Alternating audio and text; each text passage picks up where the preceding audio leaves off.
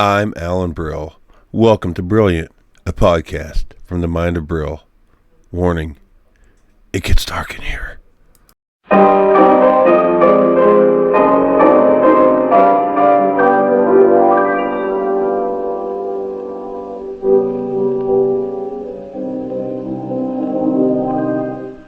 It is an honor to have on the show renowned paranormal investigator, founder of Beyond Life Paranormal Research Missouri, and member of the Cold Spotters. You can catch his excellent show on YouTube, and I could go on and on, but let's get to it. Russell Reynolds, welcome to Brilliant. Oh, thank you for having me again. It is my pleasure. With the rise of popularity in like paranormal reality shows or TV shows and podcasts, and more people are going out and investigating. So I thought I'd bring on a respected investigator to give us a little ghost hunting 101 for people who want to start their journey. What advice would you have for anybody just wanting to start out in this? Uh, do your history research, read a lot, study, go with an experienced team, go with an old school investigator. That way you learn the older school way and not this newer stuff with the AI technology, and you've got these phone apps where you can actually go out and learn the old history of what originally did back then, like from my cousins, the Warrens, John Zappis. They didn't have none of that stuff. No. 35 millimeter camera, a real tape recorder where they had to physically wind the reels. And then if you want to get into the more advanced stuff, then go from there. But I mean, learn the old school way, get the training, study, because I mean, there is darker stuff out there. You newer ones, you're going to get into this field. You need to realize you may run into one of them. They're rare, but they're there. Yeah, so I was gonna to point out kind of a warning to people going out. It's good to go out with somebody experienced because they will know whenever you're going to run into a malevolent force or whatever. And Always plus, have, go ahead. always have a buddy system, someone that knows you very well to know if something's taking over your body or there's something wrong or you're coming in contact with something that can pull you out of there. If you're going with somebody that don't know you very well, they're not going to know what's going on with you. Yeah, that's an excellent point. And plus the stuff is very real and can get serious fact fast. Do you have any like advice people are like, oh, I'm going to go play around with this, or like, is there a bad attitude to go in there with? I guess. Intention's everything in this field. If you're going to go in with the mindset, oh, you're gonna play like a Zach Baggins and provoke everything, chances are you're going to get yourself hurt.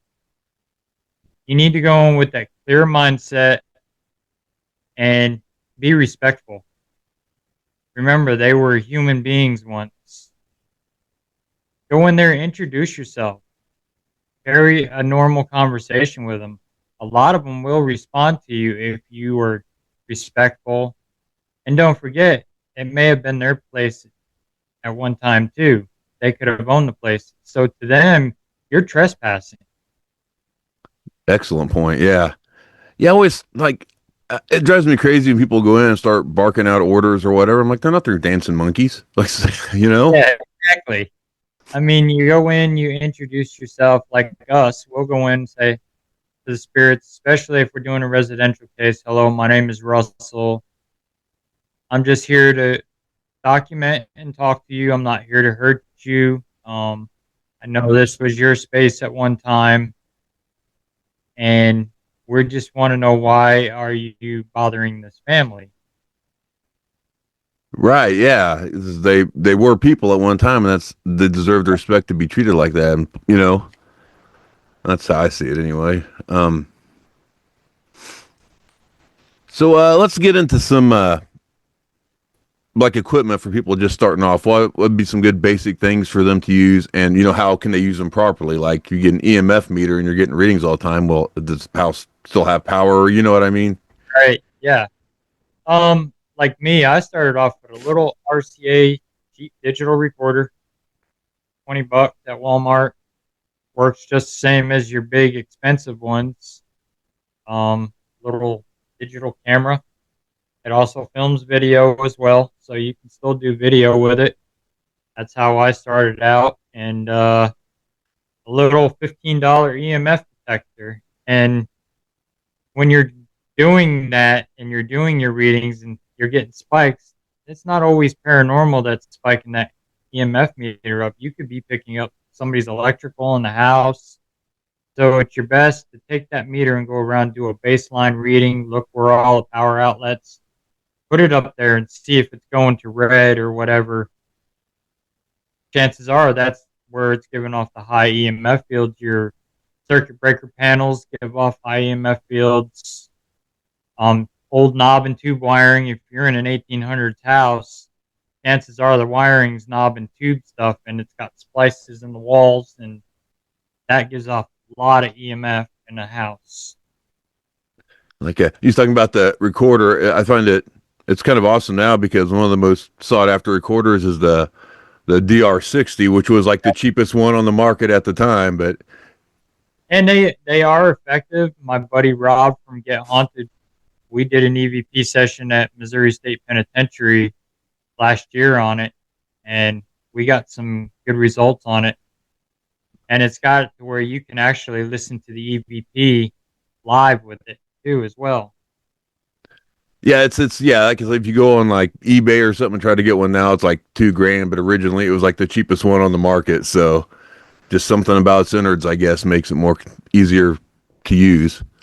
Yep, where all you need is one of them little RCA ones. You can go to Yeah. Walmart and get them. That's a perfect startup kit. There's a LMF meter, which is only like $15 on eBay that you can buy to start out with. And bring a notepad, Yeah, actually, yeah. take notes. And I mean, your body's also your good paranormal tool. Yes. Yes, that's your most important tool, really. Yep. And that's all we had back then too, pretty much, was our bodies just tell us we're feeling something or coming in contact with something, because you're gonna know it. You start getting them goosebumps and the hair standing up on the back of your neck, and if you're coming into something dark, it's gonna be heavier and it's gonna feel like Yeah. dragged down in the mud. And Like I think it was Brandon Masalo. He wrote a book called The Ghost Studies. I think that's where I read this at, and they're using the EMF reader. But this person, like every night, they would have these horrible, like what they thought was paranormal experiences when they laid down in their bed. Like nowhere else would they have it, and yep, they got to using the EMF, and it turns out that their bedside lamp, the wiring was messed up, and it was just throwing out a crazy field. So every time they laid down, voila, yep, ghost experience. So you can use and it to debunk too, you know. yep, and your K2 meter was the worst thing they ever put out. I know a lot of paranormal investigators are going to hate me for saying that, but it is true. I mean, they give you false readings. It's basically an electrical tool that electricians use to find wire currents in the wall. Yeah, So they thought, oh boy, that'd be good for paranormal. I mean, in some ways it does work, in some ways it don't. It gives you a lot of false readings. too hard to differentiate, really. I Um, re- I rely on my millimeter more than I do K2s or my other EMF detectors. and oh, another thing I wanted to bring up was like disposable cameras or old school recorders, because how many times has somebody gone in to do something and oh, battery's dead on your Yep, camera that drained immediately, but you got you got the old school harder to get developed these days than when I was a youngster, but yep, it is. And I even still got the old tape recorder. It's right just on. tape about like that. Yep. I still have one of them as well too, and it still works. And plus with when you get tape like that or actual film, um less like it's harder to cry, oh, that's AI, because it's actual film. You know, you can rig them, but it's obvious when you do. You can do tests and find out. You know, so Right. Well, it's like a lot of people say about the Amityville with the kid in the picture that the Warrens investigated, and the Warrens never. That wasn't their picture. That was a no, reporter that captured that kid, and that was done on 35 millimeter film. So they didn't have the digital AI stuff back then, so there was no such thing as Photoshop back in the 70s. And Nope. About the Amityville thing. Everybody and they talk about the Warrens investigation. Everybody's got all these opinions, and yet they weren't there. You know? right. Yeah, they're reading it off the internet, third hand or whatever. Like, oh, that's what I'm going to base my. That's the hill I'm going to die on. Like, that's just silly. And that's where I learned. I learned from the Warrens. I learned by studying Ed and Lorraine's books and reading everything I could on them. And my mentor, Rob Dermarest from Ghost Hunters International, he mentored me on how to running a team and stuff like that. But I'd stay up late at night and read and learn everything I could, especially on demonic, and because I was haunted as a kid. So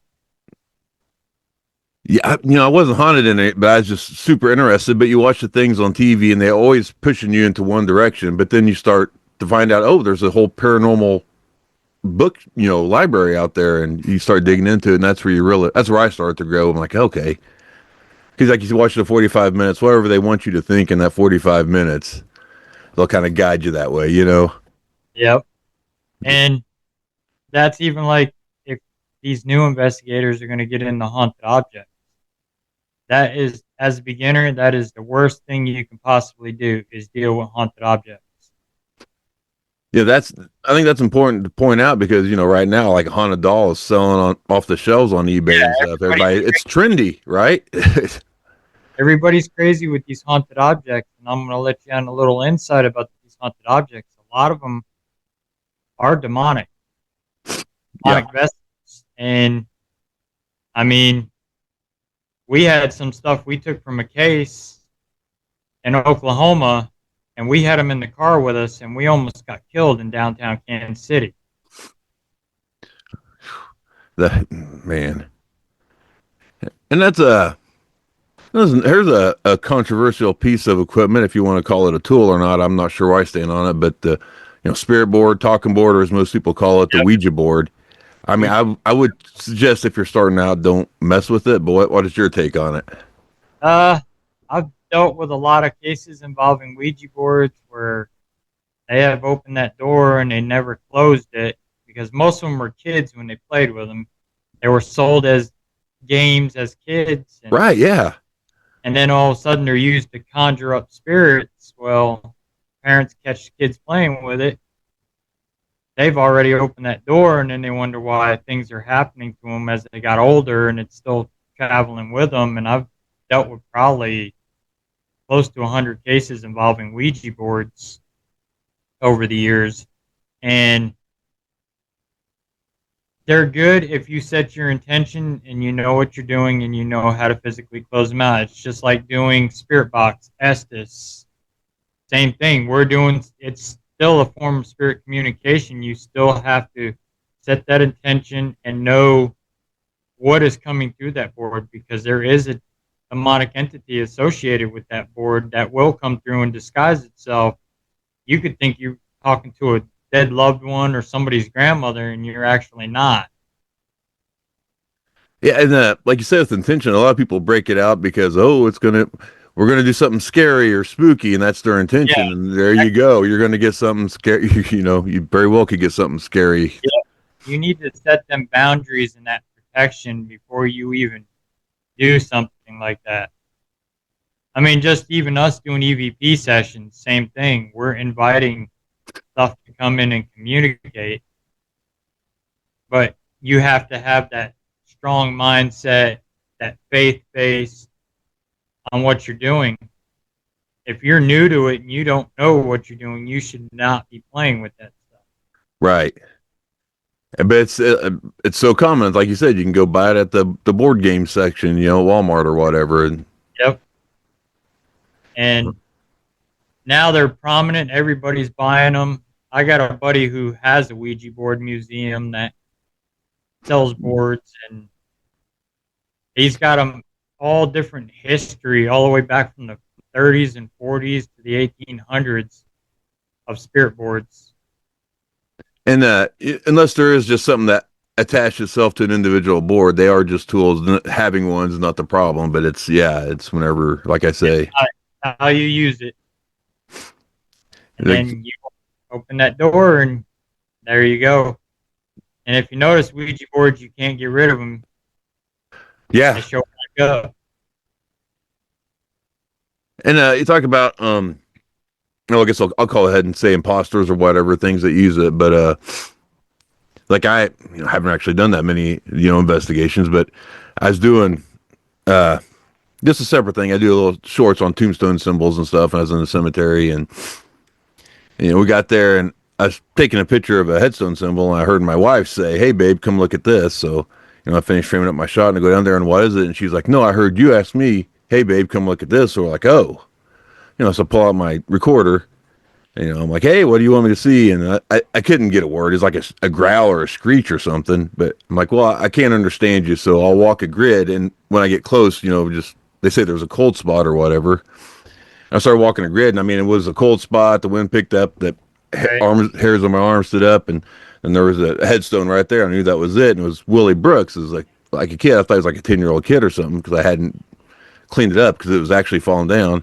And I came back a week later, and I cleaned it up, and I'm like, he's 14 months old. I'm like, what's the chances of a 14-month-old trying to contact me? So, Exactly. like, yeah, I'm breaking off. Yeah, no more. Sorry, Willie, if it really was you. I hey, I'm not gonna mess with that anymore. Although it's hard because it's addictive, right?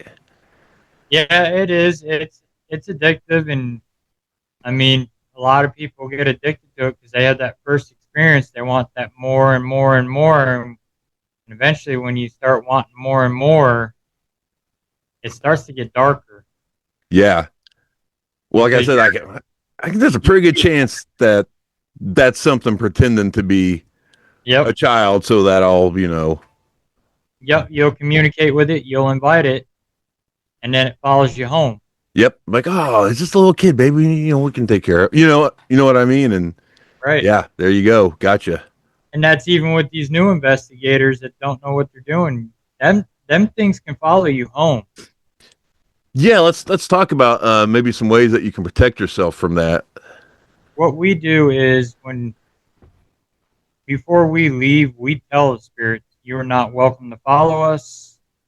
I mean, a lot of them don't listen, but we'll usually pull down the road and we'll do a cleansing on ourselves in the car and the equipment and everything. So if there is something following us, they're stuck there. They can't go with us. Right. Well, what would you use for the cleansing? We do a combination. If it's darker demonic, we're into the holy water, the blessed salt, the holy oil. Sage doesn't work against your darker demonic stuff. They've upped their game to that. They just laugh at that. That don't even bother them. Sage will work on a regular spirit, Okay. but we do a lot more of the religious stuff. I do use sage on occasion, and I'll mix lavender in with my sage because that's supposed to give like a calming scent. But for our cars and stuff, we're into the heavier stuff, and we're spraying everything down with holy water and putting blessed salt on everything, and because we go out and deal with a lot of darker stuff.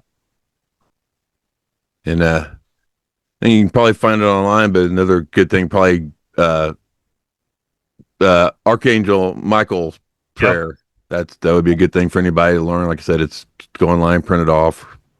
If you want a good prayer, check out the swords of Saint Michael.org, which is my mentor, Sister Farrah Rose Perry. Okay. She's got great prayers on there for cleansings, a perimeter prayer to protect your homes. I've used it several times in locations, and it's been effective for us. In fact, we just used it down at the Glen House here in Missouri. Right. They had a demonic entity that a team had brought in, and it was affecting her staff. And we went in there with Ken 10 Paranormal for his birthday, and she wanted it gone. And he said, "I know the two perfect people to get rid of it that are related to the Warrens, and they'll get rid of it." And My dad, me, and my buddy Kent, we got rid of this thing, and I read the prayers from Farah, and I was throwing holy water and everything, and you could see the figure actually run behind me Oh wow, and take off. that's awesome. And the board of directors they're happy. We're welcome back at the Glen House anytime we I'll want. bet. I'll bet. Yeah. And to go back to the more modern technology these days. I'm not sure what it is about certain combinations, but there was like a tour guide. I believe it was a tour guide at Missouri State Pen or whatever, and he was hard of hearing, he got new hearing aids, like new top of the line hearing aids, and he's given the tour like the first time with them in. And he kept turning around like, "I'm sorry, why'd you say?" I couldn't quite make it out, and they're like, "Nobody said anything, dude." And he figured out through the new hearing aids he was hearing the spirits. So from then on, when he'd do a tour, he'd have to put out the old clunky ones.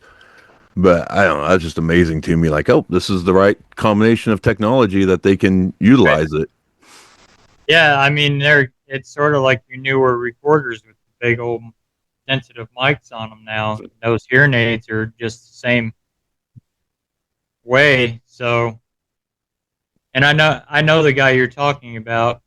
He retired. Okay. Yep, I know he But was yeah, a that blew my mind. Like, yeah, he can't wear the new ones. He has to wear the old ones to give the tour because they kept interrupting him. he was a former guard there. Okay. Okay. Yep, he retired from I there, and really need to get to that joint at some point. But, we're gonna be out there June 20th at the Get Haunted event. oh, awesome. Yeah, Investigate. awesome. Oh, like I said, technology. Here's one because I know quite a few people that are like, oh, well, I have like the spirit box, the ghost box app on my phone, and I'm like, I mean, they can work, I guess. I don't know. Be you're wise to be leery of them, but I don't know. I mean, I think sometimes they do work. I think you can use them, but Right.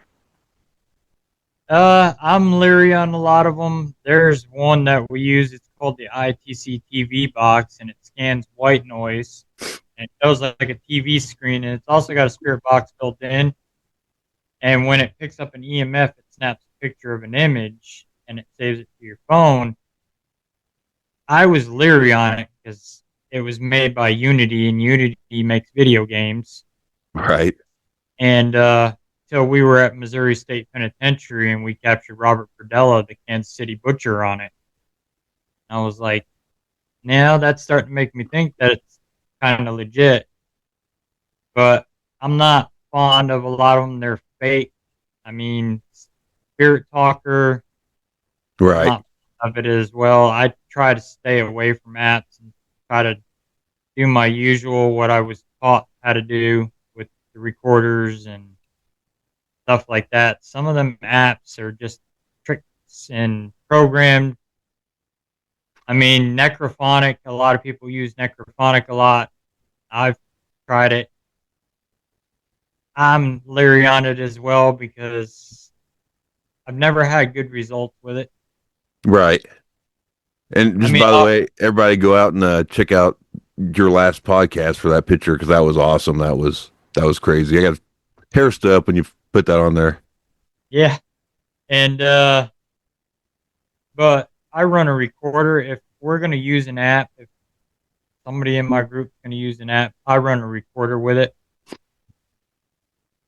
And I've noticed if you run a recorder with it and you play it back, some of the things that you didn't understand, the recorder actually understands it. Oh, okay, okay. Um, I was really leery of them, but people want to use them, whatever, to get a little thrill or whatever. But we was in again, I was doing the headstone hunting thing. I was out with one of my friends, and he had one. He just messing around with it. And the crazy thing was, like, whenever we went into the gates to the graveyard, it started popping off. But then as soon as we stepped out, it would quit. Radio silence. So I'm like, there might be something to that particular. Right. And that's like your SB7. That picks up a lot of radio. And the United States is so full of radio Oh stations, yeah. hard to with an SB7. That's why we like to use KD's from Supernatural Inc. His ink boxes because he managed to rig them up to where they're shortwave, so you're not picking up radio, Oh, awesome. and it's in reverse. So everything, if it does pick up a radio station, it's in reverse. So if you're getting a forward sentence through it, you're communicating with something. Right. Yeah. His equipment's the only spirit box I'll trust. His KD stuff is what he builds because I mean he's perfected that to where you put it in shortwave mode and you're just getting white noise and that's all you're getting. You're not getting radio coming through, nothing. Right. That's yeah, because that's how the Frank box works. It just scans, and then of course you're Yep. going to pick up a blip here and there, even though you're going between Yep. the signals. I had one person that's using it, and like it's like yeah, okay, cool. You had the ghost app, but they were getting like intelligent responses and timely ones. It wasn't. I'm like, well, I mean, you might have. I guess they can use whatever they need to, but overall, I'm just. Yep. I mean, you can get a Frank's box for not much. Just to Right. do that. But I like to run mine in AM mode because AM doesn't have much station. Right. So I run mine in AM and I always run it in reverse. Now, Um, are they just using the white noise to form the words, or is it just a way for them to come in and communicate, or does nobody really they know? use the white noise to communicate. It's easier for them to go through that static. That static, it's like a static, like on the TV. If you touch an old TV screen, you get shock, static electricity shock Right. with the white noise, and they draw off of that white noise. Okay. Well, I don't want to take up a whole lot of your time. I think I could talk to you all day, but do you have like just one experience that stands out lately you'd like to share with us as we wrap it up here? Uh, yeah, Missouri State last year, we were down in the dungeon, and it was at the Get Haunted event, and Brian Peony he spent 8 weeks in there writing a book on that place, and we went to the dungeon, and Rob decided, let's go lights out, to sit and watch orbs and shadow figures down in the dungeon. So, I mean, we were in pitch black, and Brian standing in the corner, his daughter standing next to him, she's hugging him because she was terrified. Right. And she felt something grab her leg. And I'm directly right across from her, and I see this black figure just standing right there. Oh man. And I told her, she said something grabbed my leg, and I said, there's a black figure standing right in between us.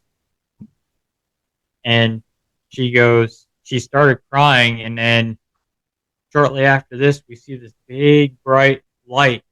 I mean, it illuminated the whole dungeon.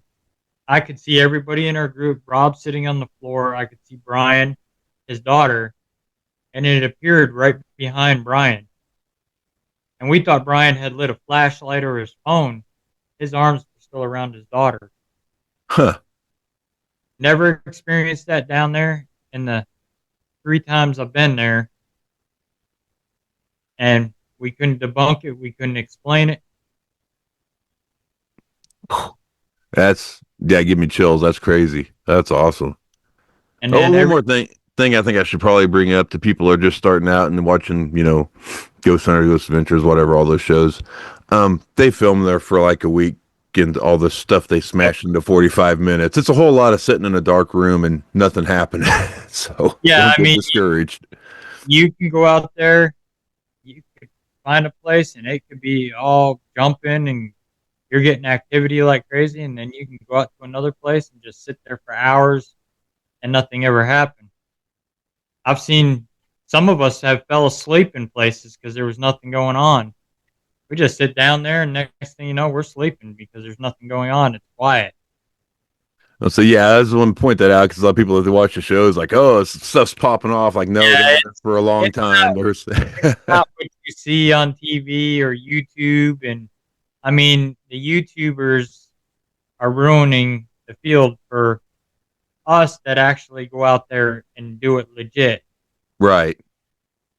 Everything's demon this, demon that. Yeah. Yeah. And half of them YouTubers, they wouldn't even know what to do if they came in front of a demon. They'd be running the other direction. Yeah. Absolutely. I And agree I with mean, that. they don't realize you keep playing with that and you manipulate your energy into something, you're going to form a demonic entity. You're going to bring it in. And trust me when I say it's going to hurt you. Yeah. I've got battle scars right here to prove it where I've been scratched.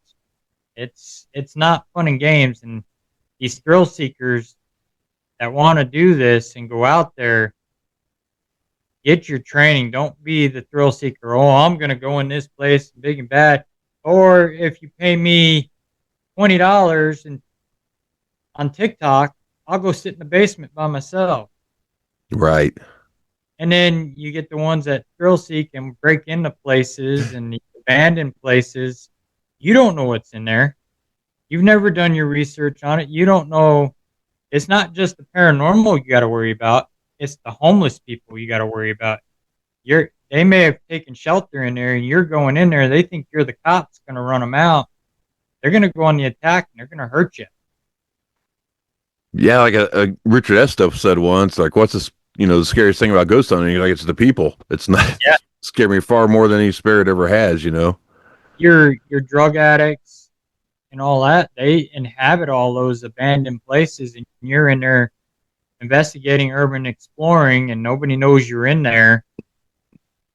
It's a good way of getting yourself killed. And I mean, you don't know the potential dangers. There's black mold in there. There's lead, asbestos. Weak floorboards. Yeah.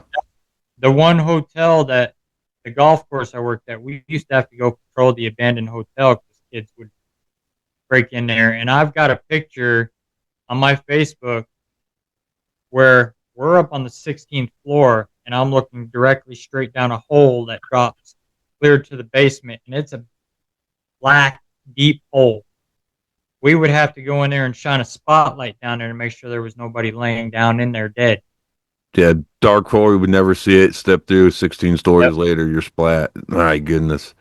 And another Elevator. thing, also, just in general, people don't do private property unless you have accept permission, and don't be jerks. Don't litter, vandalize. Be respectful to where you're at and have permission unless it's a public place, and even then, obey the posted rules unless, again, you have permission. Don't screw it up for everyone. Yeah, I mean, you go in there and you're trespassing, you ruin it for the rest of us that do ask permission. We tried to get into a location here in Missouri. It was an old poor farm, and the city owns it. I called up the city representative, and he says I can't let you in there. Kids had broken in there and vandalized it. He said we fenced it off. Our lawyer will not let in, advise us not to let anybody in there anymore. And he's like, I appreciate you actually calling me and asking, not trying to go there and jump the fence and go in there. I said, we're not like that. We respect. If it's no, it's no. The Probably the one up there to Lemons by Unionville, Putnam Yep. County. Yep. Yeah, yeah. Yeah, they destroyed that Oh pretty yeah, bad. They was telling me, and that's the problem. They break in there and they destroy it, and then when we want to go in there, we ask legit permission.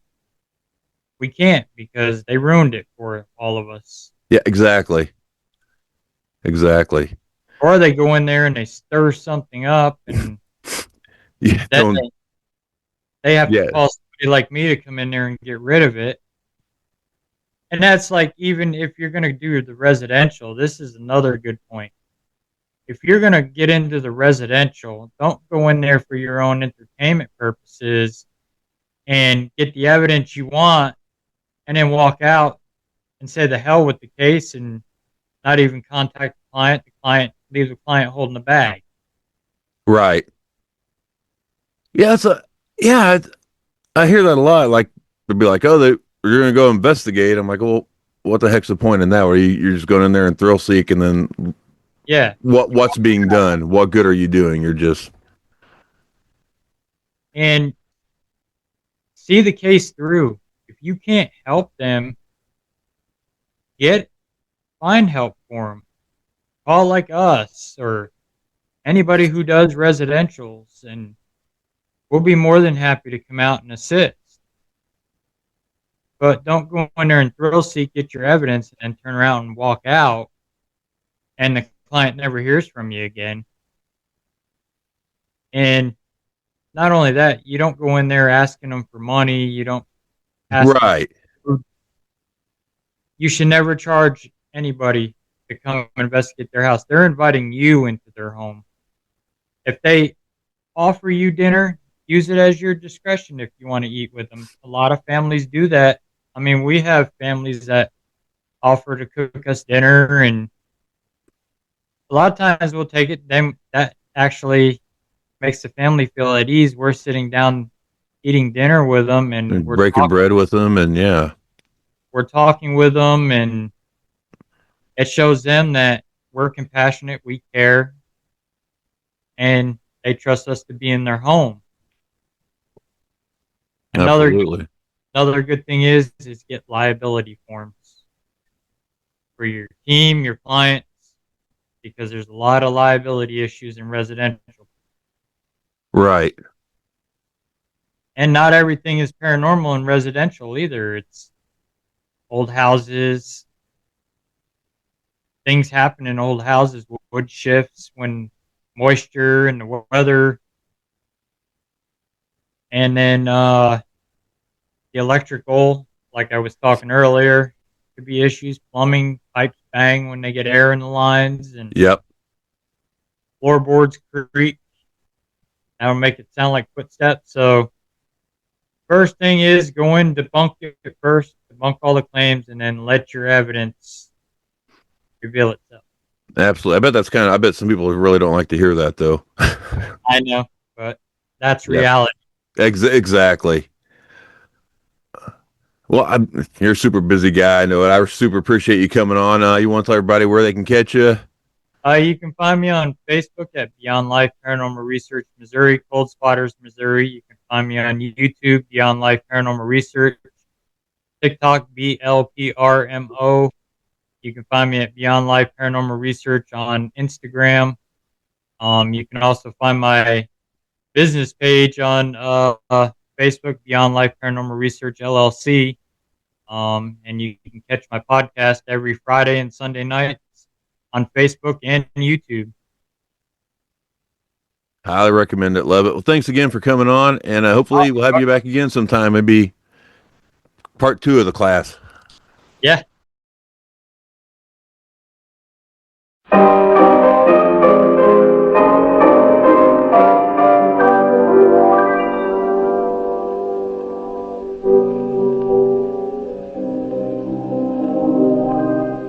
Keep it weird.